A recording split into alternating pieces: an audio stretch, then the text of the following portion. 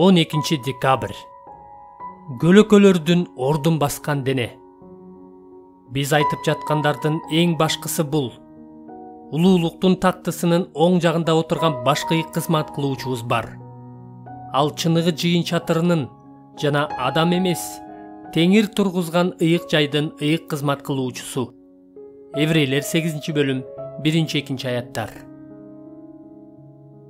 Еврейлерге жазылган каттагы негизги ой төмөнкүдөй. Кудайдын уулу Иса Машаяк жөн эле эң жакшы жана акыркы адам ыйык кызмат кылуучу катары жердеги курмандык чалуу системасынын бир бөлүгү болуп калуу үчүн эмес.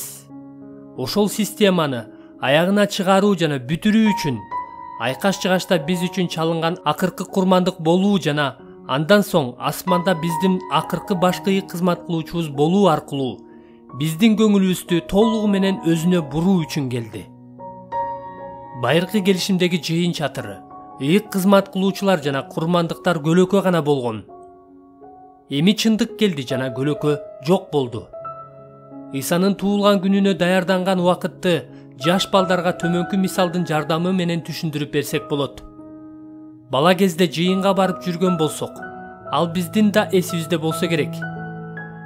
Азык-түлүк дүкөнүндө жүргөндө апаңарды таппай калганыңарды элестеткиле. Анан эмне кыласыңар? Коркуп үркүп, каяка барарыңарды билбей, текчелерди аралап, дүкөндүн бул башынан аркы башына чуркайсыңар. Анан ыйлап кирейин дегенде, текчелердин аркы башында апаңардыкына окшогон көлөкөнүн жерге түшкөнүн байкайсыңар. Аны көрүп сүйүнүп, чын эле апам болсо экен деп үмүттөнөсүңөр. Бирок кайсынысы жакшыраак?